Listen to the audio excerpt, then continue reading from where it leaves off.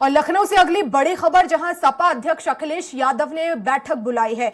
आगामी लोकसभा चुनाव की तैयारियों पर मंथन होगा और बीते 3 दिनों से सपा में लगातार बैठकों का दौर जारी है। अखिलेश यादव के नेतृत्व में लगातार बैठकें हो रही हैं। आगामी लोकसभा चुनाव की तैयारियों पर मंथन होगा।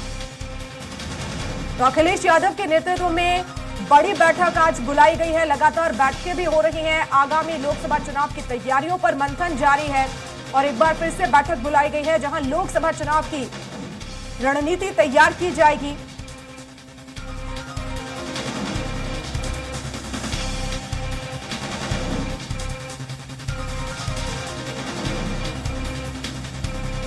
तो साल 2024 में लोकसभा चुनाव होने हैं और ऐसे में उत्तर प्रदेश, जो कि सबसे ज्यादा सीटों वाला प्रदेश है, यहां अब सपा अध्यक्ष अखिलेश यादव कोई कोर कसर नहीं छोड़ना चाहते हैं, कोई भी गलती नहीं करना चाहते और इसीलिए लगातार बैठकें वो कर रहे हैं।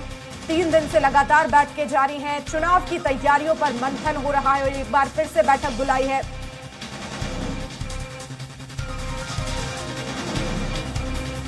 तो 80 लोकसभा सीटों वाले इस प्रदेश में लगातार बैठकें अखिलेश यादव कर रहे हैं। मंथन लगातार जारी है। देखना होगा कि क्या कुछ रणनीति यहां पर तैयार की जाएगी इस बैठक में।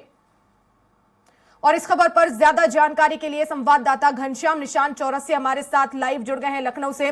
घनश्याम, सपा अध्यक्ष अखिलेश यादव ने बैठक बुलाई है, लोकसभा चुनाव की तैयारियां फिलहाल क्या रणनीति है और खास तौर पर जिस तरह से गठबंधन को लेकर दरारें दिख रही हैं प्रदेश में, तो फूंक फूंक कर कदम अखिलेश यादव उत्तर प्रदेश में भी रखेंगे?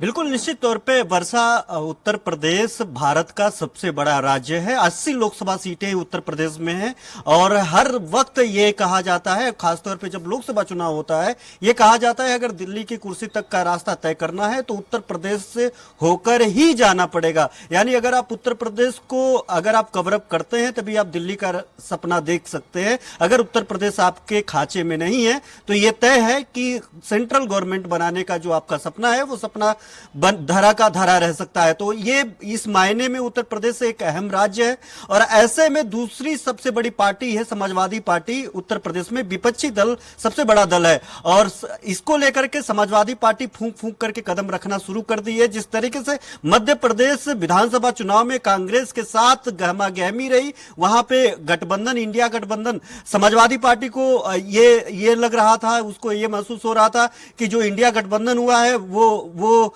विधानसभा चुनाव में भी चलेगा और इसका जो है फायदा वो मध्य प्रदेश चुनाव में लेंगे। मध्य प्रदेश चुनाव के दरमियान जो है कांग्रेस ने साफ तौर पे कह दिया कि ये जो इंडिया गठबंधन है वो गठबंधन महज लोकसभा चुनाव के लिए, हम राज्य में कोई गठबंधन नहीं करने जा रहे। इसके बाद अखिलेश यादव लगातार ताबड़तोड़ लगभग 85 सीटें मध्य प्रदेश में उन्होंने घोषणा कर दी। परसों मध्य प्रदेश चुनाव को लेकर के बैठक भी किए थे। कल उन्होंने पीडीए साइकिल यात्रा किया।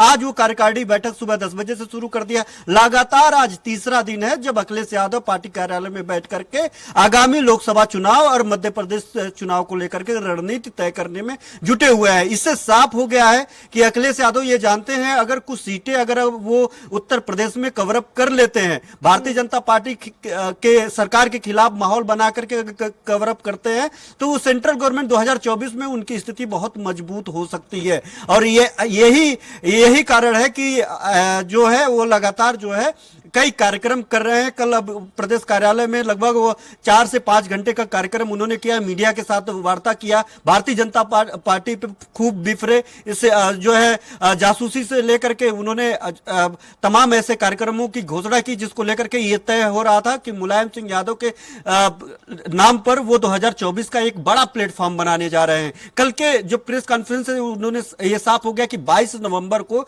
पूरे देश भर से समाजवादी जो नेता हैं उनको इनवाइट करके वहां पे उनका एक मेमोरियल पार्क बनने जा रहा है सैफई में, और जो 8.4 एकड़ बड़ा होगा, यानी एक बड़ा मेमोरियल पार्क होगा जो मुलायम सिंह यादव, दिवंगत मुलायम सिंह यादव की जीवनी पर होगा ये मेमोरियल पार्क। उसको लेकर के 22 नवंबर को शिलान्यास होना है और 22 नवंबर को इस शिलान्यास के दरमियान उन्होंने पूरे भारतवर्ष से जितने भी समाजवादी नेता हैं उनको बुला करके उस शिलान्यास में भाग लेंगे। इससे वो एक मैसेज कन्वे करने की कोशिश करेंगे कि 2024 के पहले, और जो है वो एक मजबूती से एक मैसेज कन्वे करने की कोशिश करेंगे कि 2024 के पहले सभी लोग एकजुट है। इसके अलावा वो सिर्फ विपक्ष पक्ष जो भारतीय जनता पार्टी है, सिर्फ उसको वो मैसेज देने की कोशिश नहीं करेंगे। विपक्ष में जो इंडिया गठबंधन को लेकर के जो रार छिड़ गई है वर्षा, उनको भी एक मैसेज कन्वे करने की कोशिश करेंगे। और 2000 बड़ा सवाल यहाँ पर यही है, क्योंकि जिस तरह से मध्य प्रदेश में हमने देखा और यहाँ जो उम्मीद थी समाजवादी पार्टी को वो नहीं मिली, स्पष्ट कर दिया कि राज्यों में गठबंधन नहीं है, मनमुटाव यहीं से शुरू हो गया। लेकिन क्योंकि गठबंधन है, लोकसभा चुनाव में ये पूरा गठबंधन एक साथ चुनाव लड़ेगा, मनमुटाव है, उसके बावजूद क्या अखिलेश यादव पर एक दबाव रहेगा कि जो मध्य प्रदेश में हुआ आप उसे भूल जाइए और लोकसभा चुनाव में साथ मिलकर काम करना है। उस मनमुटाव के बीच क्या यह संभव हो पाएगा?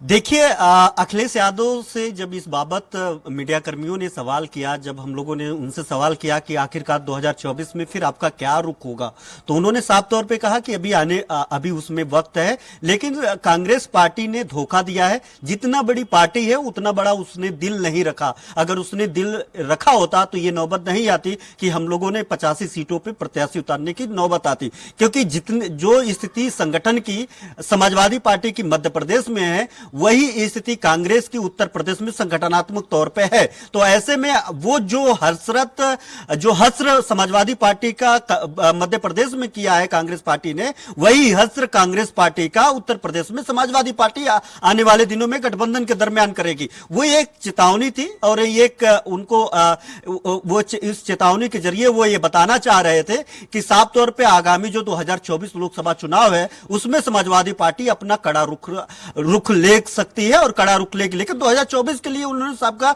कि अभी वक्त है। हम लोग पीडीए को लेकर के लगातार तैयारी कर रहे हैं। पीडीए मतलब पिछड़ा, दलित, अल्पसंख्यक, अगड़ा भी अब जुड़ गया है। पहले यह कहा जा रहा था पीडीए का मतलब पिछड़ा, दलित, अल्पसंख्यक। अब 2 दिन पहले जब उन्होंने साइकिल यात्रा में का स्वागत किया, साइकिल यात्रा में तकरीबन 20 किलोमीटर पीडीए साइकिल यात्रा में हिस्सा लिया। इस दरमियान उन्होंने कहा वर्षा की इसमें ए का मतलब अगड़ा भी है।